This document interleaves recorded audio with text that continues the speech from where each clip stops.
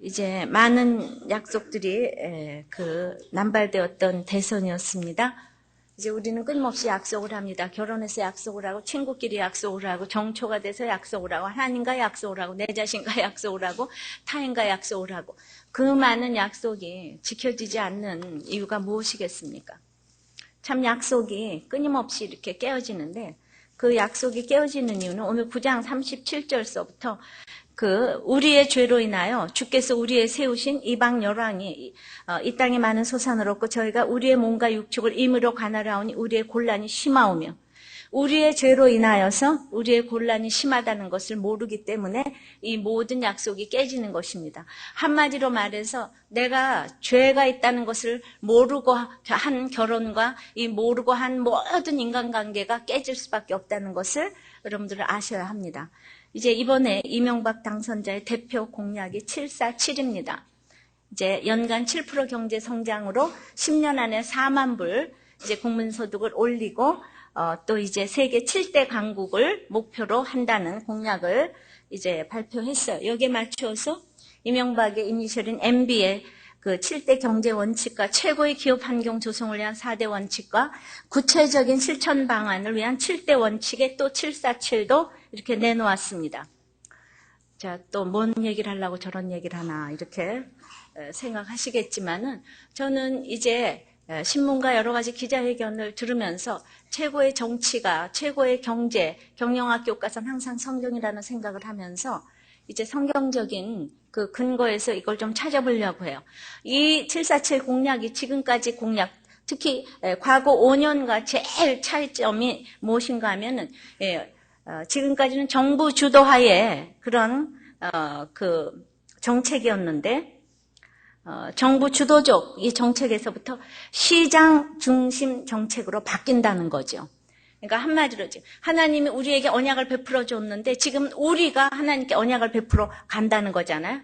하나님께 맹세를 드리러 지금 간다는 것은 이제 우리에게 지금 자유가 주어졌는데 이것을 이제 전환한다는 것입니다. 저는 지도자는 비전을 줘야 하고 비전을 이룰 수 있는 구체적인 방안도 내놓아야 한다고 생각을 합니다. 그래서 이것이 성경적인 공약, 견고한 언약이 되기 위해서 우리는 이제 얼마든지 가능하다는 말씀을 드리고 싶은 것이, 우리나라가 1953년만 해도 국민당 1인 소득이 1인당 67달러로서 세계 최빈국이었어요. 그런데 60년만 해도 세계 100대 국가 밖에 넘어가는 최빈국이었어요. 그때 우리 GDP 국민 총생산량이 20억인데, 그런데 이제 그때부터 시작된 것이 이제 1970년에는 80억 달러고, 80년대에 638억 달러고, 1990년대 2637억 달러가 돼서 2000년 5월에는 5118억 달러로 그야말로 비약적인 성장을 하면서 10위권 국가로 부상을 했다는 말이죠. 여러분들 지금 5000년 만에 얼마나 하나님께서 우리 이 정말 조선 땅에 한국에 축복을 주신지 아시겠습니까? 우리는 최빈국으로 살을 뻔했는데, 그런데 이제 그래서 드디어 2002년도에는 우리가 11위권까지 올라갔는데, 그냥 이 5년 동안에 내려가서 이제 이거 한번 올라가기가 너무너무 어려운데 이제 이제 내려가기 시작했습니다. 이젠 뭐 때문에 내려갔는가? 5년 사이에 너무나도 이 포퓰리즘과 정부 주도하의 평등주의 이런 것으로 이제 익숙해졌는데, 물론 하나님께서 다 허락하신 일이지만은 이 1945년 이후에 해방 이후에 건국 시대, 또 7, 80년대 산업화 시대, 이제 8, 90년대 민주화 시대를 지나서 이제 우리는 선진국 시대로 가야 되겠는데, 세계 100년 역사상에서 개발도상국에서 선진국으로 진입한 나라는 오직 일본밖에 없다는 것이죠. 근데 우리가 지금 13위에 있으니까 7위가 그렇게 실현 불가능한 이런 계획만은 아니라는 거죠. 우리가 할 수 있는데, 그러기 위해서 우리가 70년대에 한강의 기적을 이루었을 적에 80년대 100억 불 수출탑을 쌓자고 그렇게 그게 대단한 일같이 여겼지만은 1977년 12월 22일에 그게 이루어졌어요. 그러니까 4년, 그러니까 10년 동안에 비전을 품었던 것이 그러니까 7년 만에 이루어진 것이죠. 그러므로 우리나라도 이제 747 공약과 더불어 7대 강국 진입이 실현 불가능한 공약이 아니라고 생각을 합니다. 그런데 이 747 공약이 어떻게 하면 견고한 언약이 되어서 잘 지켜질 수 있을까? 오늘 본문을 통해서 제가 이제 우리나라 지금 새 정부에 바라는 말을 제가 말씀을 드리고 싶어요. 이번에 이 새 정부는 좀 이렇게 해줬으면 좋겠다 하는 말씀을 오늘 말씀을 가지고 이제 드려야 되는 것이 우리가 나라가 없으면 가정도 없기 때문에 이 말씀을 드리고 싶습니다. 우선 이 견고한 언약이 잘 지켜지기 위해서는 첫째가 지도자들과 백성들이 화합을 잘 이루어야지 되는 것입니다. 그런데 오늘 언약에 전부 다 인을 친, 견고한 언약에 인을 친 사람들이 10장 1절서부터 이제 28절, 9절까지 지도자가 4부류가 사인을 했고 그 다음에 남은 백성들은 그 지도자를 따라서 사인을 했다고 그랬어요. 맹세해서 서원을 했다고 그랬어요. 그러니까 남은 백성들은 도장까지 찍지는 않았지만 도장까지 찍을 그런 군번까지는 안 되지만은 이제 그 본을 잘 보고 이제 따라서 약속해서 맹세를 했다고 했는데 도장을 찍은 것은 그 약속에 대해서 책임을 지겠다는 표시고요.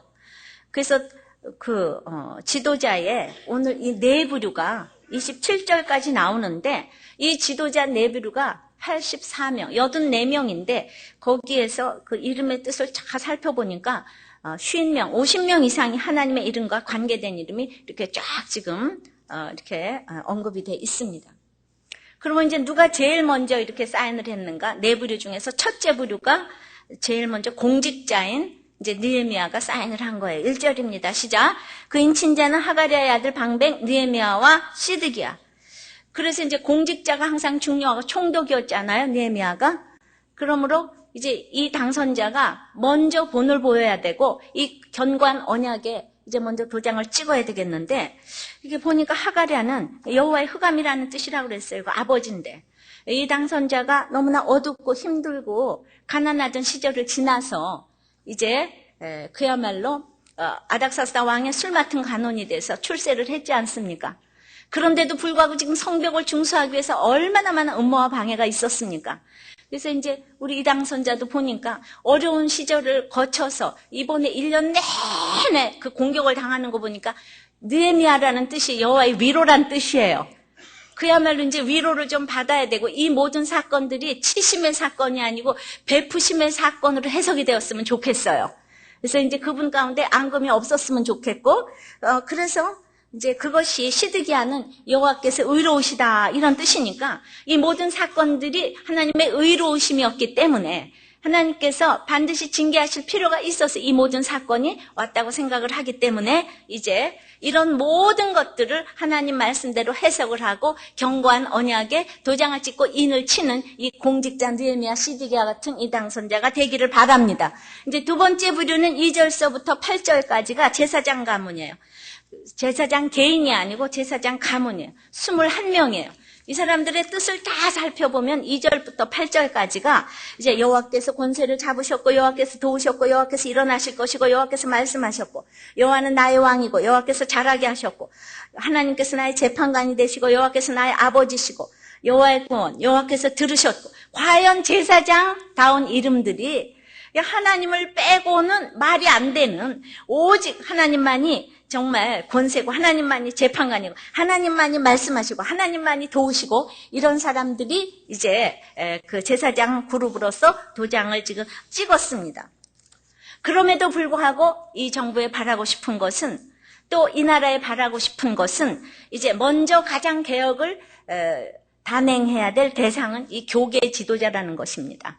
그러니까 이 나라가 잘 되기 위해서는 이 도장을 찍어야 될 사람은 이 개혁에 동참할 이 견고한 언약에 정말 동참하겠다는 것은 개혁을 하겠다는 뜻이고 여기에서 제일 먼저 본을 보여야 될 사람들은 교계 지도자라고 생각을 하는 것이 에스라 때도 이방 여인과 결혼을 하고 아내를 취했던 제사장이 있었고 예레미야 6장 13절에는 이는 그들이 작은 자로부터 큰 자까지 다 탐욕을 부리며 선지자로부터 제사장까지 다 탐욕을 부렸다 그랬어요.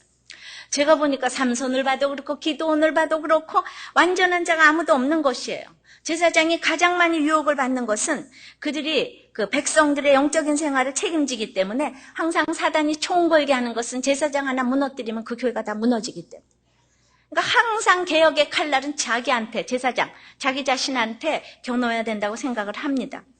그러니까 이렇게 가문별로 지금 도장을 찍었는데 이 제사장들 아들 중에서 제대로, 자녀들 중에서 제대로 안 된 사람들도 많이 있지만은 이 제사장들은 이제 바벨론 포로까지 갔다 오고 나서 보니까 하나님밖에 없다고 생각을 하고 이제 내 자식들이 잘못된다고 할지라도 나는 저주로 맹세를 정말 할지언정 이제는 하나님 뜻대로 살겠다고 이제 그렇게 약속을 하는 거예요. 내 자녀가 잘못 가면은 삼손이 그렇게 기도하고 났지만은 정말 계속해서 실수를 하고 그 딥나 여인과 드릴라 여인 계속 이반 여인과 이제 사랑을 했지만은 마노아 부부의 기도를 들으신 주님께서는 삼손의 눈을 빼서라도 목숨을 가져가서라도 그를 믿음의 반열에 올려놓은 것입니다.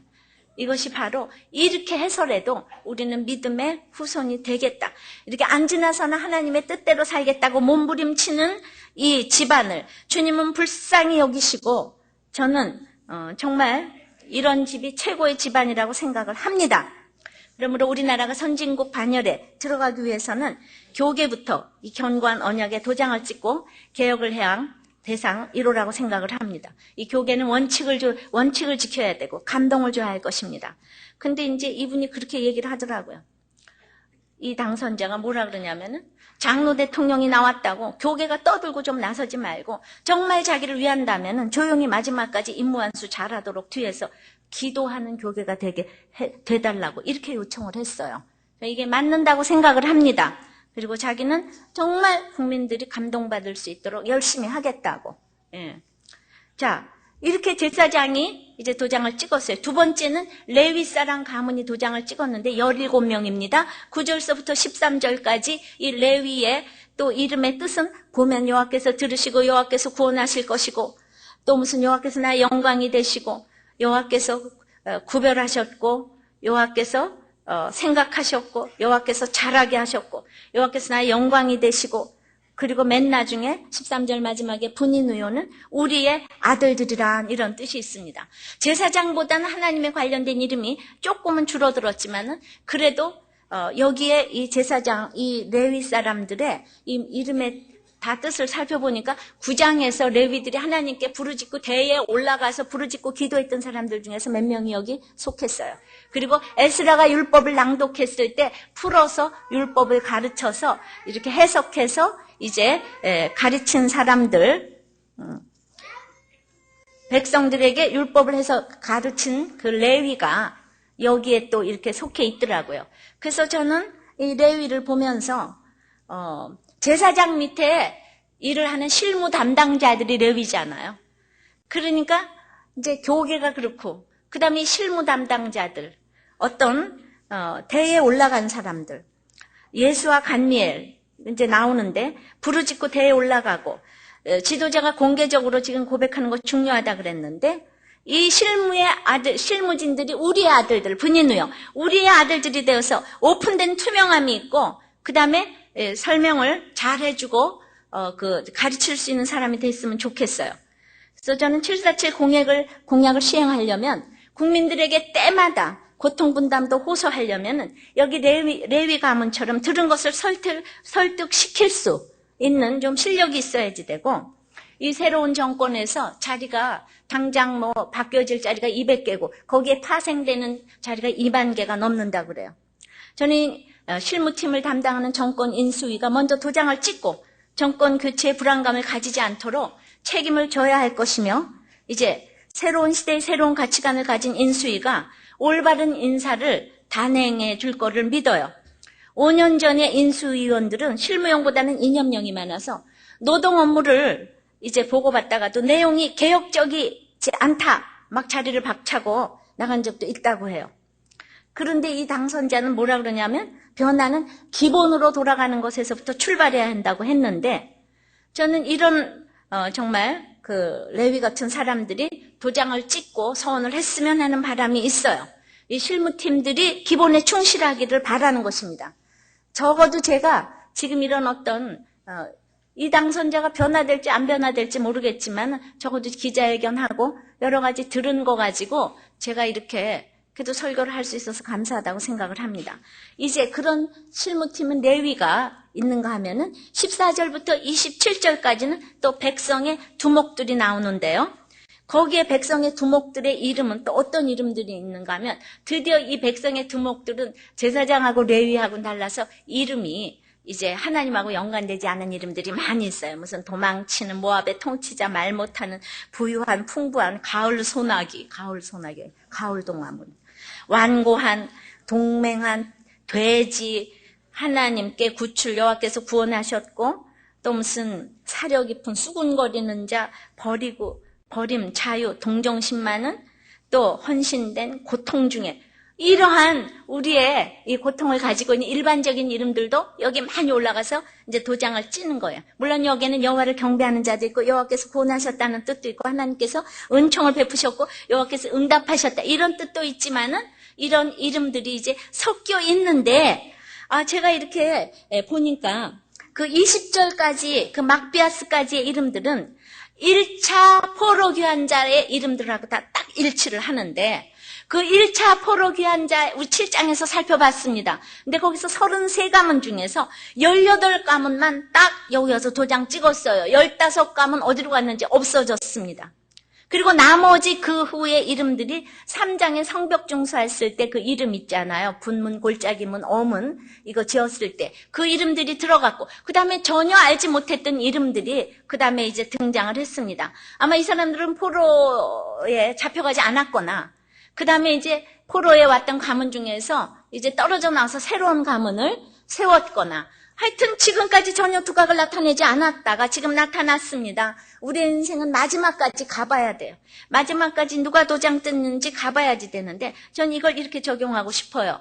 대통령 세우는데 아무리 힘을 썼어도 지금 33가문이 돌아왔다 그랬잖아요. 근데 거기서 18가문만 도장을 찍어서 15가문 어디로 갔어요? 저는 반쯤이 자리를 못 얻을 수도 있다고 생각을 해요. 모두가 자리 얻으려고 선거운동 열심히 했다면은 이 정부는 완전히 문제 있는 정부고 개혁을 할 수 없을 것입니다. 그러니까 의회 사람들이 가서 일을 할 수도 있고 열심히 했던 사람들이 자리를 못 얻을 수도 있고 이런 백성의 두목들이 다들 견고한 언약을 세우고 도장을 찍고 마음을 합해야지만은 이 747 공약이 시행될 수 있으리라고 믿습니다. 이렇게 네 부류의 지도자가 본을 잘 보이고 도장을 찍었더니 28절, 29절에 백성들이 저절로 맹세를 하게 되는 거예요. 28절, 29절입니다. 시작. 그 남은 백성과 제사장들과 레위 사람과 문지기들과 노래하는 자들과 느디님 사람들과 및 이방 사람과 절교하고 하나님의 율법을 준행하는 모든 자와 그 아내와 그 자녀들 무릇 지식과 총명이 있는 자가 다 그 형제 귀인들을 쫓아 저주로 맹세하기를 우리가 하나님의 종 모세로 주신 하나님의 율법을 쫓아 우리 주 여호와의 모든 계명과 규례와 율례를 지켰다고 그랬어요. 그러니까 이 사람들은 도장까지 찍을 그런 신분은 안 되지만은 이 지도자가 본을 잘 보이니까 자기네들은 저주로 맹세까지 하면서 여기에서 율법을 잘 지키겠다고 이제 이렇게 소원을 했습니다. 저는 이렇게 백성들이 지금 맹세에 동의했다는 것인데 세계 인류 국가의 원동력은 오직 국민 화합이라고 하는 거예요. 지도자와 백성이 한 마음이 됐잖아요. 예. 이 당선자가 그 말을 또 했어요. 자기는 오직 화합 속에 변화가 있다. 그런데 자발적으로 성도들이 이 목회자를 따르고 싶고 백성들은 지도자를 따르고 싶고 목원들은 목자를 따라가고 존경하고 사랑하고 싶으면 완전히 그 목장은 성공하는 거고 그 교회는 부흥하는 거고 그 나라는 부강하는 것인 줄 믿습니다. 이게 지도자가 늘 따라가고 싶고 존경하고 싶고 사랑하고 싶은 그러니까 바로 이 견고한 언약은 이렇게 해서 이루어져 간다고 생각합니다. 이 사람들이 이제 저주에서 맹세까지 한 것은 내가 저주를 받더라도 이 약속은 꼭 지키겠다. 지금 이제 이런 뜻이 있는데 이렇게까지 이 사람들이 하게 된 것은 뭐라고요? 자기네들이 우리의 죄로 인해서 우리가 곤란을 당했다는 것을 알았기 때문에 이제 이렇게 권고한 언약에 도장을 찍은 거라고 그랬어요. 이 정권이 지금까지 힘들었는데 그것은 지금 이 참여정부가 잘못된 것이 아니라 우리의 죄로 인해서 우리가 곤란을 당했다고 이렇게 회개를 해야 된다 이 말입니다. 우리의 죄로 인해서 우리가 곤란을 당하는 거예요. 지금 어떤 상황에서도 누구 때문이 아니라 우리의 죄가. 그러니까 아직도 그런 정말 크리스찬 지도자를 가질 만한 우리가 백성이 그릇이 안 되기 때문에 우리 교계가 그만큼 사람을 키워내지 못했기 때문에 그런 어떤 정직한 기독교 문화가 아직도 정착되어 있지 않기 때문에 그런 사람이 나오면 도리어 다칠 수밖에 없기 때문에 우리의 죄로 인해서 우리가 곤란을 겪는다고 이것이 이제 공감이 되고 그것이 너무나 이렇게 그 가운데서 분위기로 이제 어떤 무브먼트로 일어나기 시작했기 때문에 이 공약이 가능한 것이 권고한 언약이 다 도장을 찍게 되는 줄을 믿습니다. 이거를 위해서 수문학 광장에서 율법을 이렇게 에스라가 읽고 낭독하고 예수와 바니 등 레위 사람들이 거듭해서 율법을 깨우치게 했고 백성들이 자복하고 회개했기 때문에 말씀이 제대로 들려지면 이렇게 화합이 이루어지는 줄을 믿습니다. 어떤 것도 능치 못한 일이 없습니다. 이제 두 번째는 그러면 이 견고한 언약에 맹세한 이 백성들의 그 특징이 무엇일까? 지금은 백성과 지도자가 연합했다고 그랬어요. 그럼 어떤 마음을 가진 사람들이 이렇게 맹세를 했을까? 28절 다시 한번 읽습니다. 시작.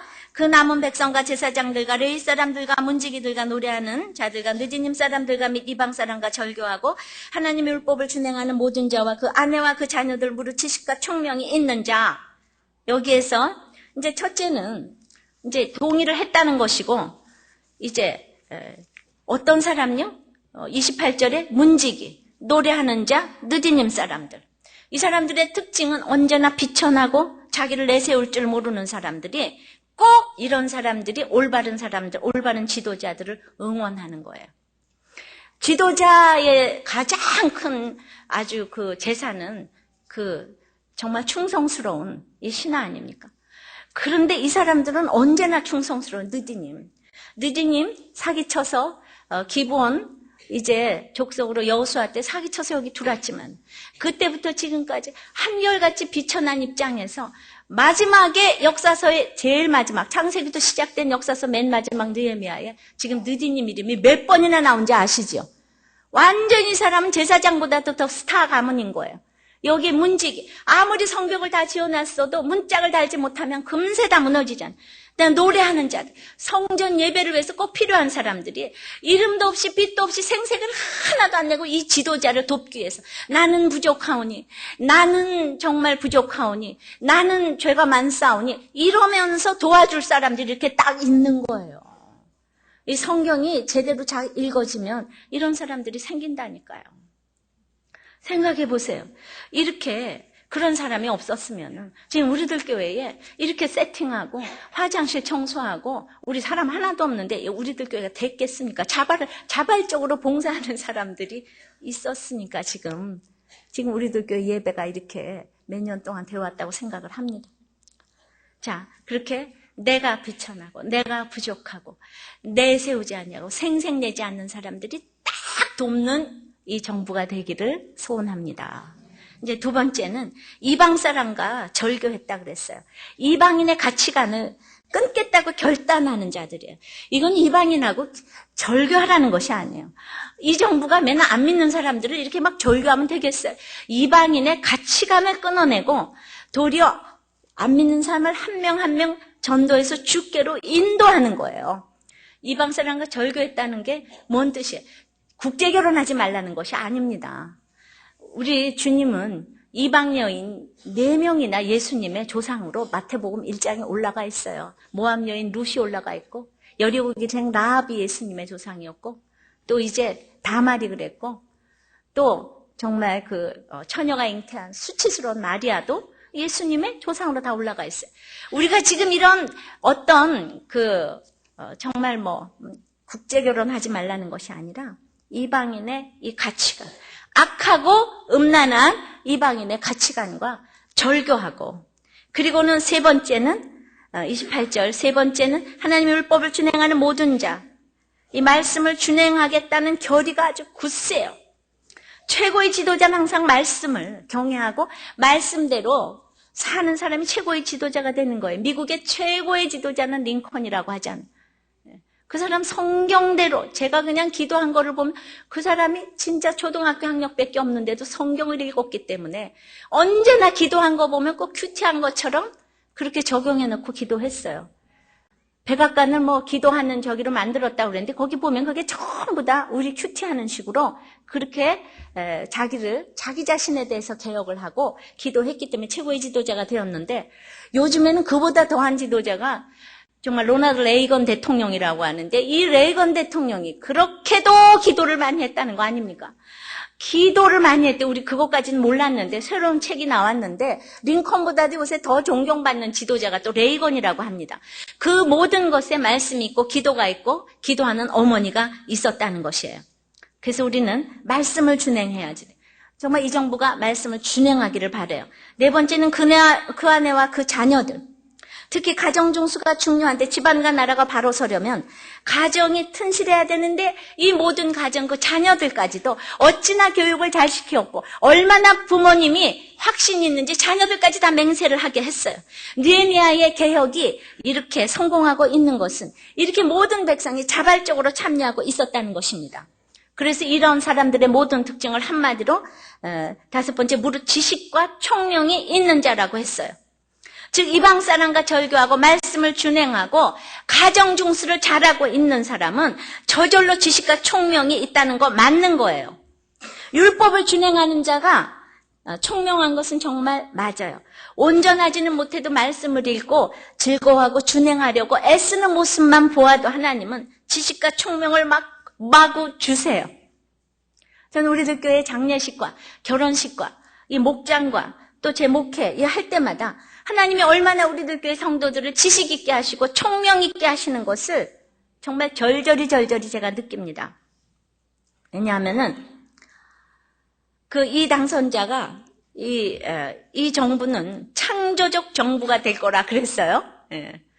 정말 뭐 눈엔 뭐만 보인다고 그냥 이렇게 성경적인 단어를 그렇게 본인도 모르는 사이에 이렇게 쓰는 게 있었어요. 제가 맨날 창조적인 목회를 하면서 하나님께서 얼마나 창조적인 목회를 하게 하셨는가를 감사를 드리는데 그냥 장례식이면 장례식, 결혼식이면 결혼식 아무것도 대단한 것도 없는데 우리가 그냥 같은 본문으로 한 마음이 되고 말씀을 같이 읽고 들으면 그냥 은혜가 되고 뭐 마음이 다 부드러워지고 그래서 전부 다 대표기도를 도 말씀으로 지식 있게 하시고 총명 있게 하시고 결혼식을 가도 이번에 우리 윤현중 전도사의 그 사사기 삼손이 나는 날 마노아 부부가 낳는데 마노아 부인이 훨씬 믿음이 좋잖아요.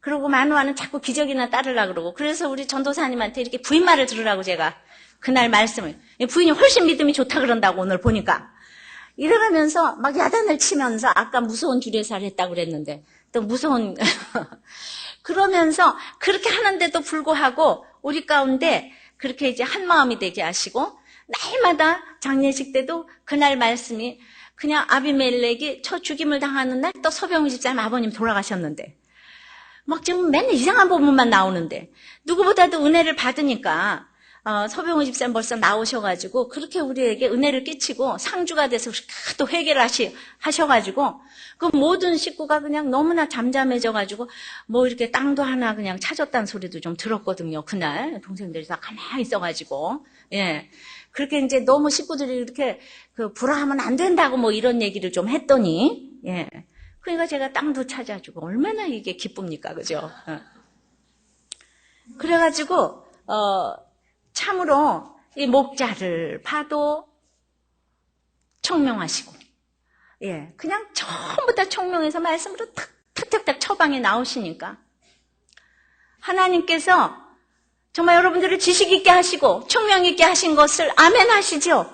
입만 열면 말씀으로 줄줄줄줄 이렇게 나오시니까 이제 우리는 스스로 막 저주하면서 맹세까지 해서 우리가 말씀을 안 지키면 우리가 저주를 받아도 좋아요.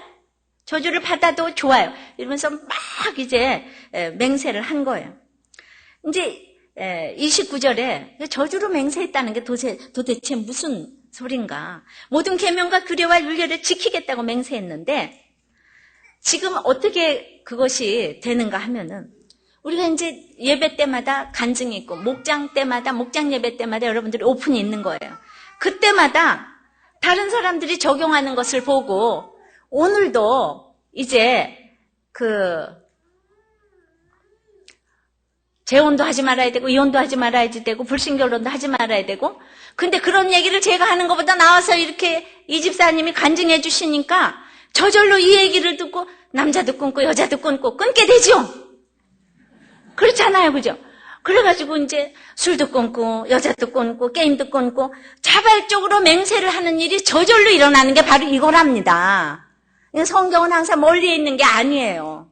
그러니까 이제 이 새로운 정부는 이렇게 뭔가 끊을 수 있게끔 본을 보여서 온 국민이 좀 끊게 해줬으면 좋겠어요.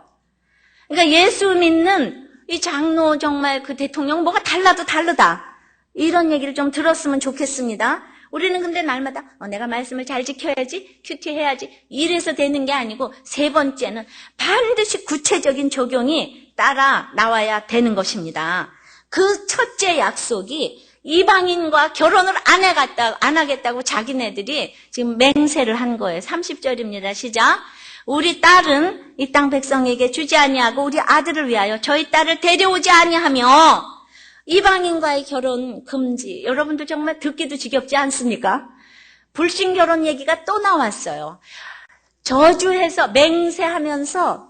맹세하면서 첫 번째 지키기로 한 것이 불신결혼 안 시키겠다. 부모가 맹세한 거예요. 그러니까 불신결혼에서 이혼, 재혼 모든 것의 책임은 1차적으로 부모가 있는 거예요. 부모가 있는 거예요. 그런데 제가 불신결혼하는 그런 그 본문만 딱딱 띄어서 설교를 하면 목사님은 그게 전공인가 보다 하겠지만 저는 차례대로 읽잖아요. 성경. 차례대로 읽는데 이렇게 불신결혼 얘기가 성경에 많이 나온 줄 여러분들 예전에 알았어요? 몰랐지요? 근데 이렇게 주님이 최고로 아주 악이라고 생각하는 것이 불신결혼이에요. 왜 그래요? 신앙적 타락이 필연적으로 따라오기 때문이고 삼손을 봐도 딥나 여인의 가사의 기생과 들릴라가 모두 불신결혼인데 말이 안 통하는데도 그냥 삼손은 그녀들을 사랑한다고 생각하고 교육도 잘 받았는데 고난을 안 받았기 때문에 삼손이 그냥 이제 그 여자들하고 가는 거예요. 또 그녀들은 돈밖에 몰라요. 또 사사기 사사인 입산도 아들, 딸 60명을 온통 다 이방인하고 통혼을 시켰어요. 그렇기 때문에 이 불신결혼이야말로 영원한 우리들의 적용거리라고 할 수가 있는데 누구도 예외가 없는 것처럼 솔로몬처럼 지혜의 왕이 이방 왕들의 딸을 데려다가 정략결혼을 시켜서 나라를 부강시키겠다고 인본주의적으로 정치를 하다가 왕후가 700여 빈이 300, 1000명. 근데 그 여자들이 모압 암몬의 딸들이 오면은 얼마나 외롭겠습니까? 그러면 자기네 신 부르고 우상 숭배하지 않겠습니까? 그래서 거기 있는 대로 우상 쪼가리를 다 가져와서 그들이 다 음란하게 섬겨가지고 결국은 그때 남북 이스라엘이 갈라지게 되고 북이스라엘은 아수르에 의해서 멸망을 하고 남쪽은 바벨론에서 멸망했기 때문에 결국 이 모든 것의 기본이 불신결혼했기 때문이라는 거 아니겠습니까? 그런데 이렇게 구구절절 정말 엄마가 잔소리하듯이 하나님께서 이렇게 불신결혼을 막는 것은 정말 이것이 저주로 가는 첫째 길목이기 때문에 저는 이것을 날마다 듣게 하시는 것이 참교회라고 생각해요. 참 선지자라면 아무리 교인이 정말 뚝뚝 떨어져도 불신결혼을 막아야 한다고 생각을 합니다. 예, 제가 그 재혼에 대해서 괜히 주례를 거절한 것이 아니고 급한 일과 우선 중요한 일이 있기 때문에 더 이상 말 안 해요.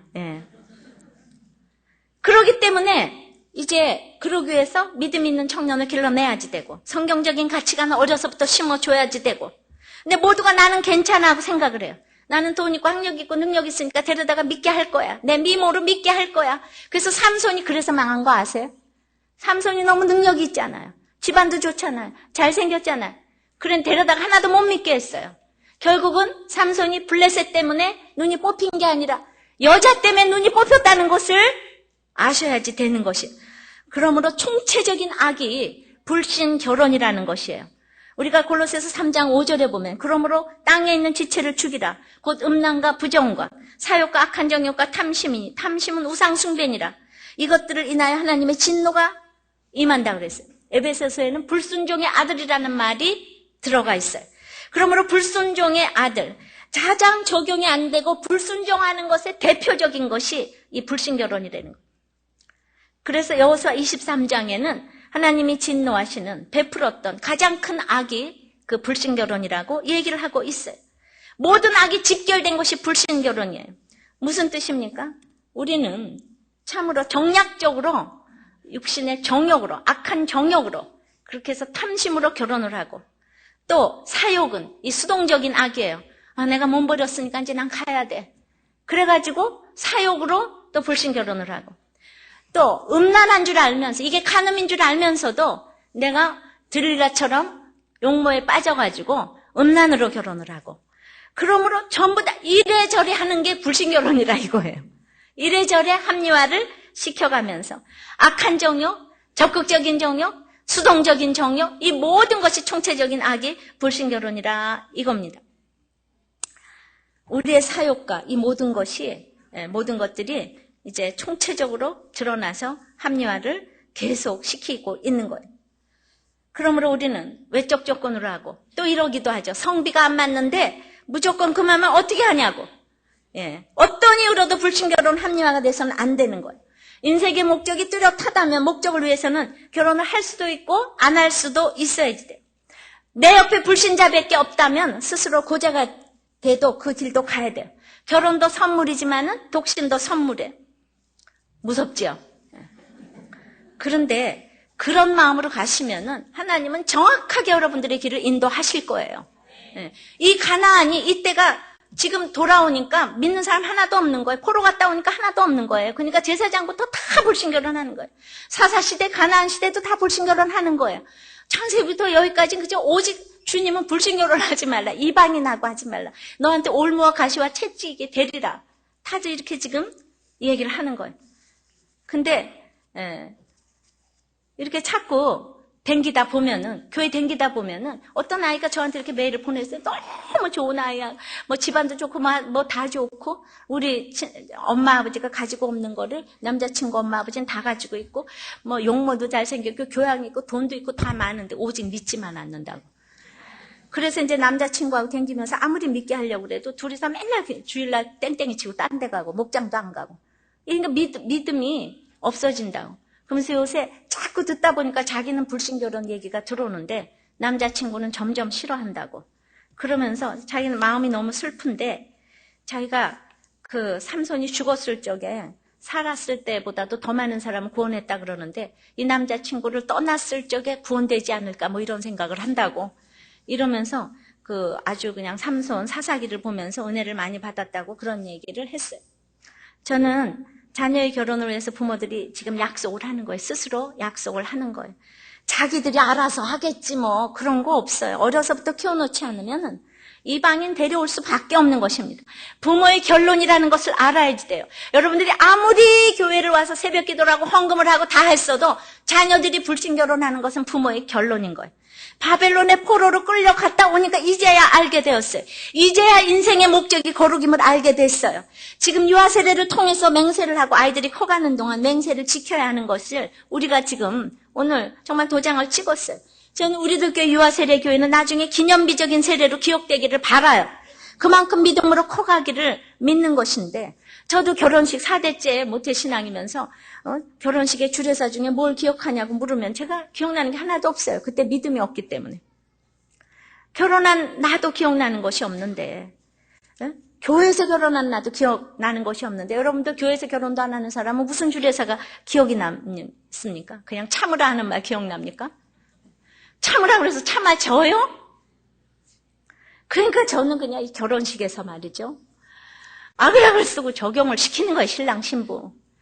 그냥, 그래서 적어도 인생의 목적이, 결혼의 목적이 거룩이다. 이 정도는 기억해요. 아내는 복종해야 되고, 남편은 사랑해야 되고, 이거를 뒤돌아보고 다 얘기를 입으로 하게 했으니까. 신랑, 신부, 부모 다 적용을 하게 하니까. 제가 뺑덕어미가 돼가지고 막 입으로 다 좀 이제 맹세를 하라는 거예요. 그리고는 그것도 모질라서 막 다 모여가지고 막 아글아글 쓰면서 통성기도를 눈물로 다 나와서 해주니까 결혼식마다 울지 않은 결혼식이 없는 거예요. 그만큼 결혼이 어렵다는 것입니다. 우리는 결혼식마다 울지 않으면 그건 이상한 결혼식인 거예요. 제가 왜 그러겠어요? 결혼의 목적이 거룩이라는 것을 알고 제발 잘 살라고. 어떠한 경우도 이제 정말 안타깝게 제가 주례사를 하는 거예요. 너무나도 쉽게 헤어지고 정말 이 세상 악한 가치관을 가지고 또 다른 악을 만나서 결혼을 하기 때문에 또 다른 악한 가치관을 가지고 만나기 때문에 파괴되고 결손가정밖에 될 것이 없는데 지금 왜요? 30몇만이 결혼해서 10몇만 반이 이혼을 한다고 그러잖아요.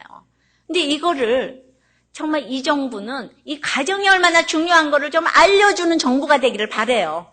예수 믿는 지도자는 가정부터 중요하다는 것을 안지나서나 알려주는 이 지도자가 되기를 바랍니다. 이제 그렇게 얘기를 했어요. 자유시장 경제 원리에 대한 굳건한 믿음을 가지고 이제 정확한 원칙과 구체적인 지식과 구체적인 방법으로 무장을 하고 이제 정말 나가는데 이분의 이 모든 공약이 지금 여기에 좀 이렇게 적용되는 것들이 많이 있어요. 저는 이 권력에 취하지 아니하고 국민들을 잘 설득한다면은 이 당선자 말대로 낮은 자세로 겸손한 자세로 화합 속의 변화를 추구한다면 가능하리라고 봅니다. 또 기초질서 법질서를 바로 세우겠다고 했어요. 그리고 이념이 아니라 믿음으로 구체적으로 적용하는 이 실용을 선택했다고 이 생각하는 당선자가 이 견고한 언약을 저주로 맹세하면 반드시 지켜줄 건 믿습니다.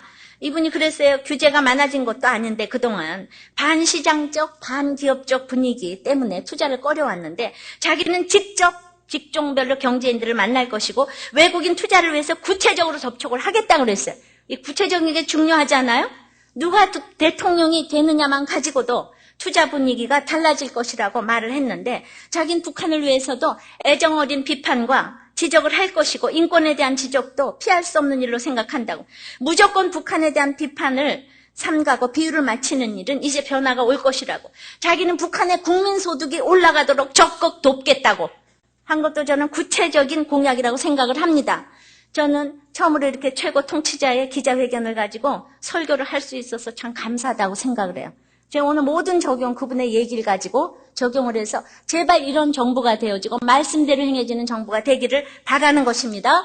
그렇지만 우리들께 오늘 마지막 적용은 또 가정으로 돌아가서 예, 이렇게 불신결혼하지 말라고 그랬는데 우리들 교회 이렇게 와 있기만 하면 하나님께서 제가 이렇게 가정종수를 부르짖으니까 하나님께서 해결해 주시는데 자 17년 살은 부부가 이제 그런데 이혼을 했어요. 남편이 워낙 속만이 세겼어요. 노름에서 저기 집 다 갖다 팔아먹고 그러니까 부인이 너무 속상하잖아요. 근데 거긴 장애 아이도 있어요. 그래가지고 부인이 너무 남편을 미워해가지고 이제 이혼을 당한 거예요. 이혼을 당하고 남편만 우리들 교회에 왔는데 그냥 이제 회개하여 개가천선해가지고 개가천선했는지 잘 모르겠지만 하여튼 부인을 그렇게 교회로 이끌라고 해도 단 한 번을 안 왔어요. 지금 몇 년 동안. 단 한 번을 안 왔어요.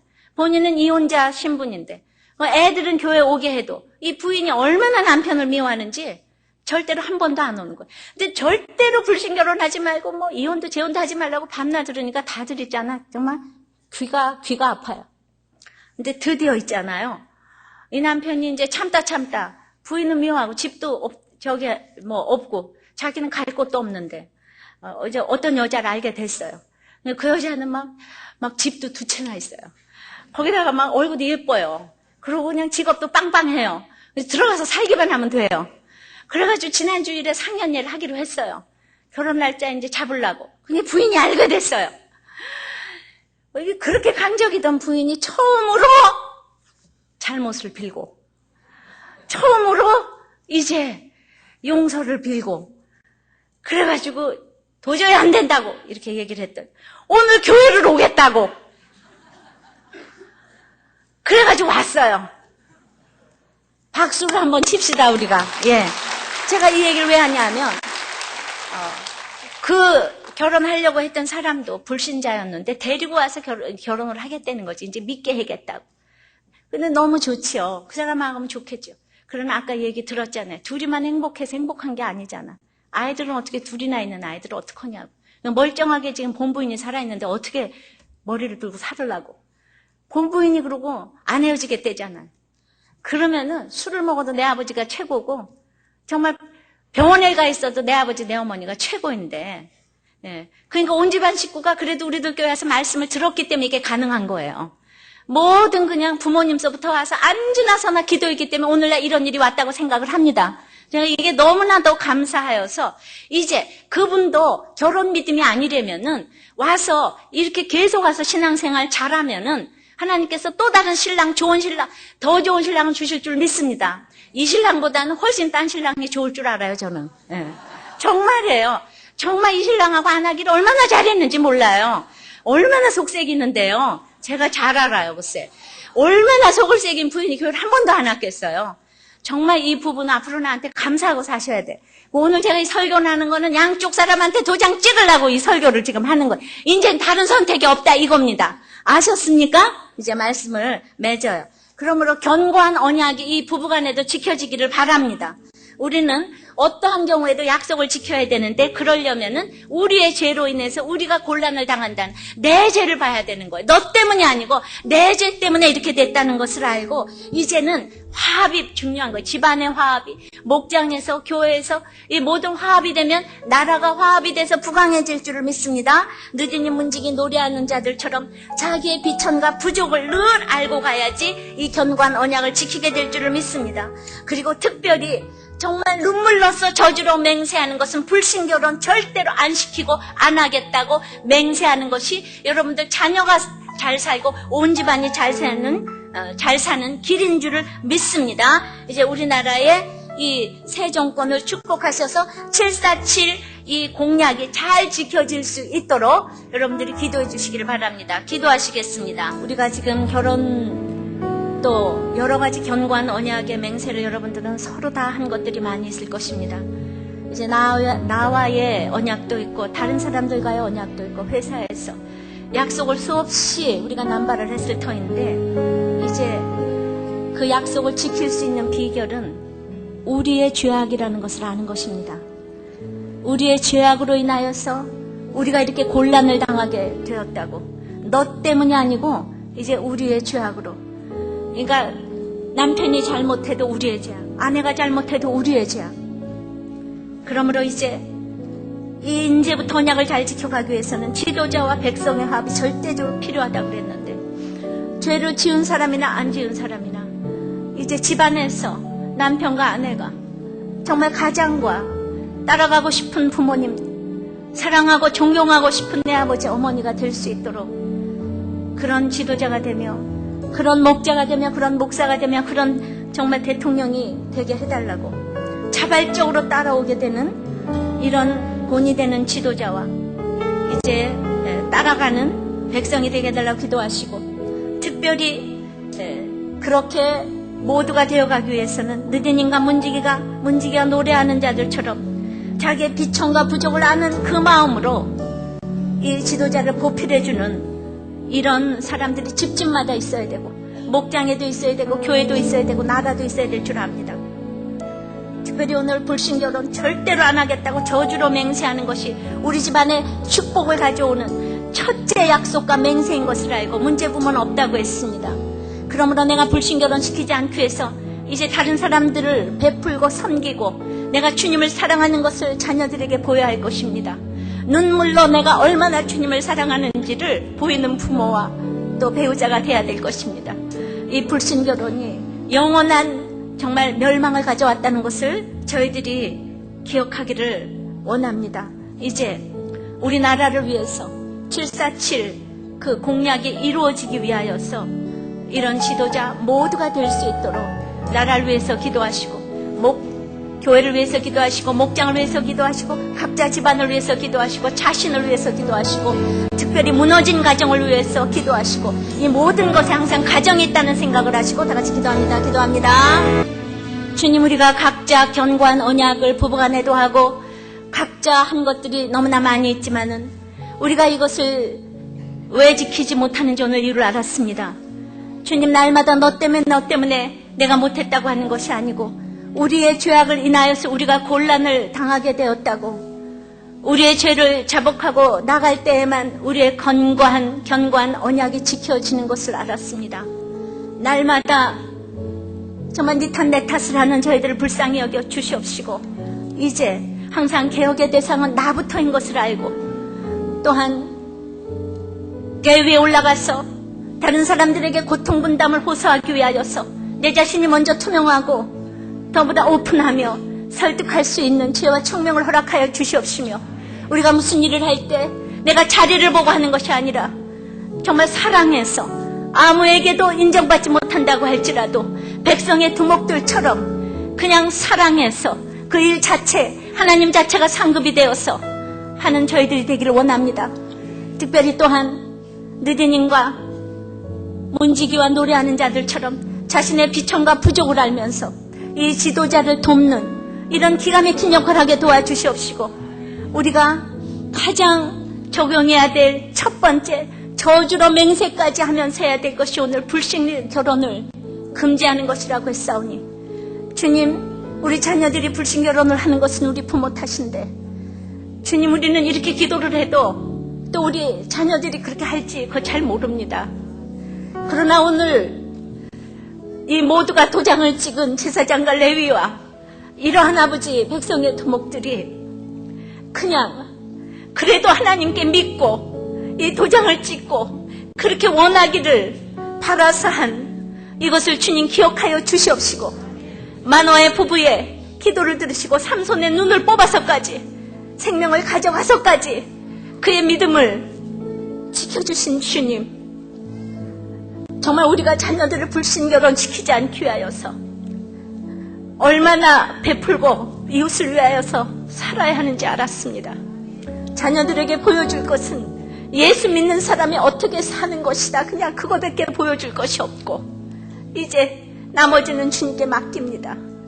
주님 함께하여 주시옵시고, 참으로 이 정부가 정말 오늘 이 말씀처럼 지도자와 백성이 연합하고 화합이 되어서 이 747 공약이 이루어지기 위하여서 창조적인 정부가 되게 하시고 말씀을 준행하며 여호와를 경외함으로 말미암아 아버지 하나님, 정말 가정을 중수함으로 말미암아 반드시 이 공약이 이루어질 수 있는 이 정부가 될 수 있도록 주여 위에서부터 아래까지 한결같이 동일한 은혜로 축복을 내려 주시옵소서. 예수님 이름으로 기도합나이다. 아멘.